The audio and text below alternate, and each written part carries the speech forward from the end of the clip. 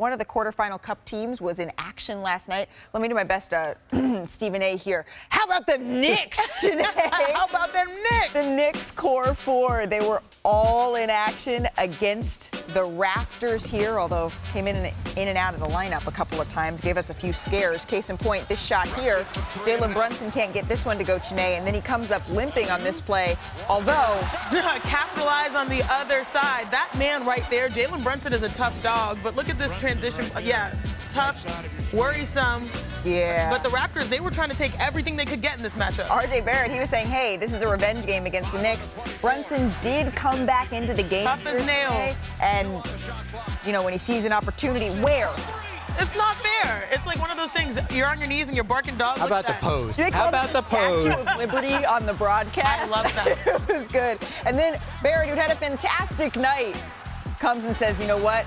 Not quite. It's personal, sis. A little bit. And then the Knicks on the other end, Brunson looking. Beautiful guy. The big man in the middle. And this is what you're waiting to see from Karl-Anthony Towns. Finish at the rim with toughness. We know he's got the three-point shot, now doing it to diversify his game. Well, and then the Knicks defense tested their OG Anunoby with the deflection. It's unfair. I mean, they have specialists at every position on both sides of the floor. So Mikal Bridges corrals the ball, and then on the other end here, you said Karl-Anthony Towns can shoot it? Why, yes, he can. Game.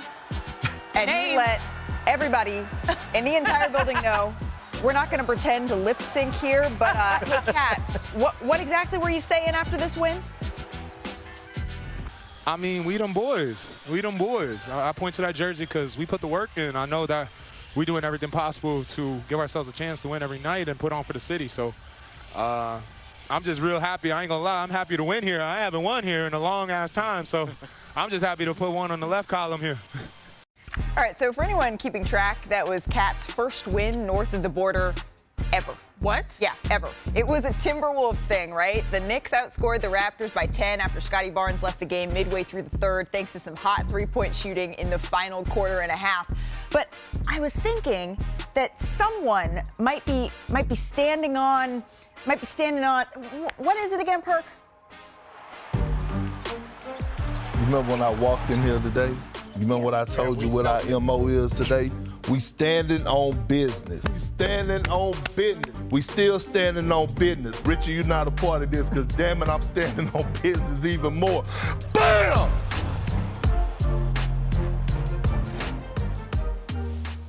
Hell yeah, we standing on business, and I wish we had the box in the studio so one of y'all could stand on it, but I don't want you or Malika or Shanae on it because I don't need y'all heels scuffing up my damn box, so we gonna do this from the crib today. Karl-Anthony Towns, damn it. He stood on business last night, and he's been standing on business all season long.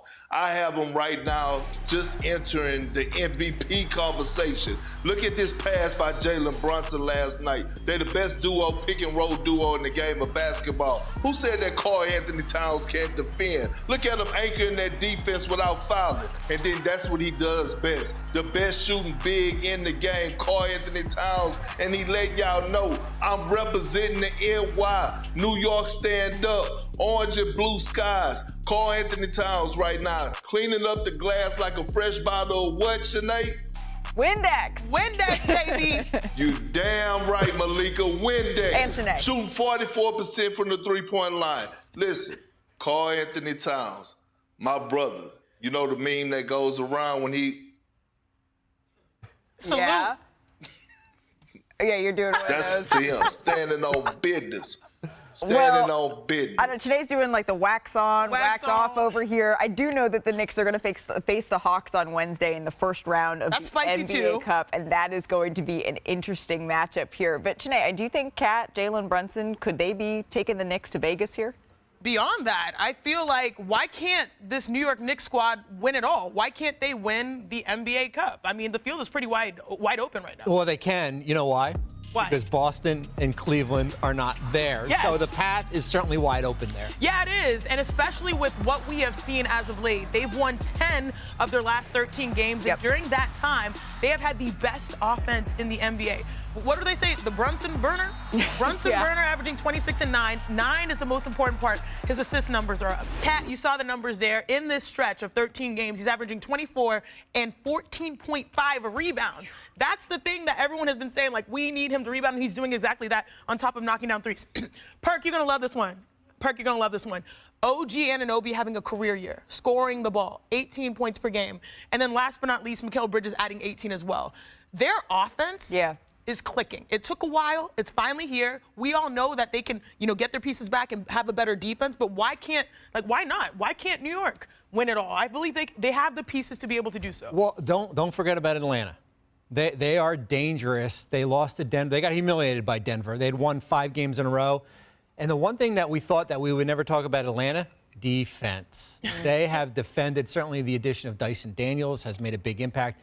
Trae Young's has been basically one of the better assist leaders in the NBA here. So although that Knicks path is clear, don't forget about the Hawks. You know what's funny about that, Bobby? The Knicks, their offense improved, which raised their ceiling, and the Hawks, their defense improved, which raises their ceiling. Right, Perk? Is it fair to call Trae Young and the Knicks a rivalry, right? Because they got a lot of tension. They got a lot of bad blood. That's what makes this game so exciting and make me want to watch it, because the Hawks are not going to back down. But you just mentioned it, OG Anunoby, the 2000 version of Scottie Pippen. That's who he's been playing like, defending all positions, doing great on the offensive end, not only knocking down threes, but slashing to the basket, snatching the screws out the rim. He's been showing a little bit more in his bag with the step backs in the midi. So, look, the Knicks, I have them coming out of the East. Yeah. You know what I'm saying? Going to the NBA Cup championship, but I don't have them winning it all. Oh, interesting. Well, we're gonna have to come back to that on who he has. Who he has winning it all, because the Bucks are still playing a little bit inconsistently. The Magic, obviously, they aren't healthy. The Hawks, I think, could be a threat here to the Knicks in the NBA Cup. But who's the Indiana, right? Who's the team that sort of uses this as a springboard that we could be seeing in the postseason?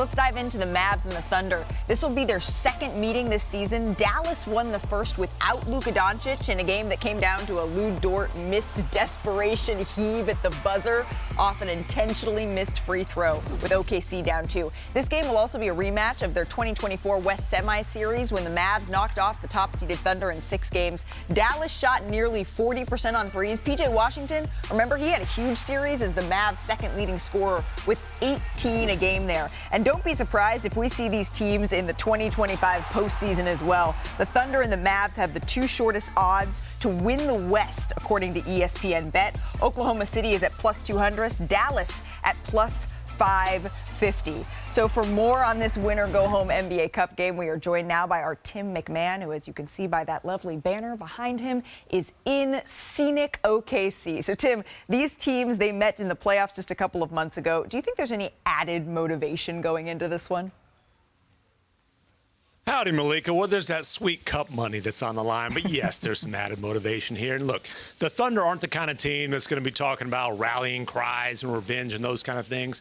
But I can tell you, last month, when the Mavericks won here in Oklahoma City without Luka Doncic, from the visiting weight room postgame, Nipsey Hussle was blaring, last time that I checked. Now, I had to get a little help with the artist and what song it was. But as far as translating the message, hey, I could tell you what the message was. Last time that I checked, the Mavericks won the Western Conference last year, coming through Oklahoma City to do it. Yes, the Thunder are the favorites, but again, the Mavericks are wearing that Western Conference crown, and I promise you, the Thunder could hear that music blaring loud and clear across the hallway. Now, you mentioned P.J. Washington. He had 27 points, 17 rebounds in that game. He is a certified Thunder killer. He's also questionable tonight. There's this nasty bug that's been going around the Mavericks locker room. He's caught that. So we'll see if certified Thunder killer P.J. Washington can get another crack at this Oklahoma City squad. Tim McMahon and Nipsey Hussle. It's the collab that we did not know we needed. Thank you so much, McMahon. Last time that I checked, Chiney over on the court with a breakdown on this game. What you got, sis? I am so proud of Tim today. Last time that I checked, we're in LA. You know how we do it here. It's the NBA Cup quarterfinals between the Mavs and the Thunder. And this right here is a strength-on-strength matchup because it's Dallas offense versus OKC defense. Let's start, though, with the Mavs, who have won 11 out of their last 12 games, during which they've had the second-best offense in the NBA. But in this specific matchup versus the Thunder, they go as Luka Doncic goes. Now, it's wild how he's able to make such great plays out of simple offense. This right here is a pick and roll. Look at how much room is available. Everyone's outside. It's tremendous spacing. You can see the paint is wide available. They've got shooters in the corner with P.J. Washington and Klay Thompson, who shoot over 35%. And this is crazy because, first of all, you're going to see a nice dive to the basket after the pick and roll, but that's not the main action. There's the defender in the far corner, and it's right here. Here's the eyes. The problem is that he's going to take a step up. Kyrie's going to go back door. And just simple offense that is far from the basket gets you to a nice little floater. This is what Luka's able to do, averaging 8 assists a game. But this is the play right here.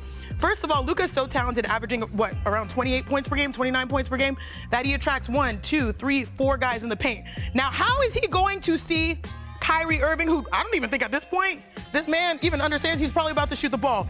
It's because Luka does a pirouette, pirouette.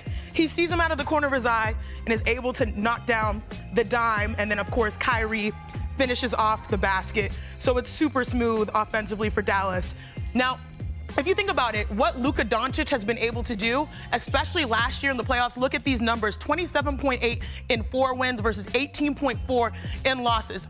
Basically, if he scores over 20, they win. If he scores under 20, they lose. So that's the number to watch as they face them tonight. But you know what? Tonight, they also have to face something different. The torture chamber. Lou Dort, he's in the building, and Lou Dort will once again be Luka's primary defender. They matched up on almost 300 possessions during the playoffs last year, by far more than any other player matchup. So I'll show you how Lou Dort gets it done, particularly defensively. Watch this play. This guy fights over screens, but what I really love here is that you have to be up and present. Big J Will is up and present to have his back. He still is chasing Luka. Luka gets to a signature step back, but instead it's a tough contest, and that forces a miss. Now, if Luka's getting a breather, this is Kyrie. Look how physical of a defender he is. Kyrie's got that herky-jerky in him when it comes to his skills. He pushes him off his spot. Watch this. Nice little crowding of the shooter, and that forces a miss. So defensively, OKC is completely on point because you hear them bark after the games, but this entire OKC team, they're full of dogs. I wish Perk was here to scare me with his bark once again. The Thunder have the best defense, okay, that's Mylan, in the NBA, and OKC, they lead the league in what? Steals, deflections, and they force the most turnovers at over 19 a game. So it's, again, strength on strength, Dallas offense versus OKC defense. It's gonna be an arm wrestling match to see which strength wins out. You wanna try it, Bobby? Arm wrestling? Come on.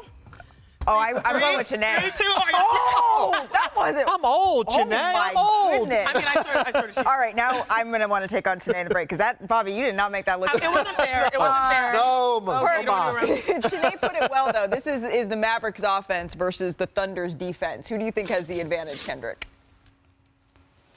Oh, look, great offense beat good defense any day. I'm going with the backcourt of Luka and Kyrie, especially the medium version of Luka since he's returned from injury. Kyrie Irving already been playing at an all-NBA level, and it's the growth of the others for me. P.J. Washington is now somewhat being featured in this offense and not just standing around waiting for in the corners to get shots. And then you think about Spencer Dinwiddie. I just think with OKC missing Chet Holmgren, J-Dub is going to have to help SGA out and elevate his game even more. And let's remember now, when it's time to lock up and buckle down, Dallas could be pretty stingy and pretty damn good defensively as well. I'm looking at the best defense in the NBA, which is Oklahoma City. And I think for 2 reasons. Certainly the addition of Isaiah Hartenstein. They are 7-1 in the last 8 games since he's come back from that injury here. And the other thing is, which I'm going to keep an eye on, free throw attempts. Yeah. Last time these two teams played, Dallas shot 36 free throw attempts. I know that was a a big issue there here. But I think this Oklahoma City defense is the best in the NBA, and I think they're going to lock down this Dallas team. Well, the other thing is they have so many different defenders that they can throw at Luka Doncic. And in one game, maybe that comes into play, maybe it doesn't. To have J-Dub, to have Dort, to have Caruso, Cason Wallace, Shai Gilgeous-Alexander. But we're looking at this also as potentially a matchup, as we heard Tim McMahon say, that we could see again in the postseason. And if it's a 7-game series, Chiney, to have that many looks on Luka, that could be pretty dangerous for Dallas. If OKC is healthy, which they're likely going to be come the postseason, I think they probably have the edge because the Dallas Mavericks last year were walking a tightrope, particularly with their offense, especially now given the fact that, okay, you've added some shooting, but bigger picture here, when you think about OKC, I really just love the idea that they've improved, they've added depth, and also they have the identity on both ends. Right, and they addressed the exact need that they had, which was get a big. If Chet Holmgren gets hurt, which he did, they had He's someone. coming back.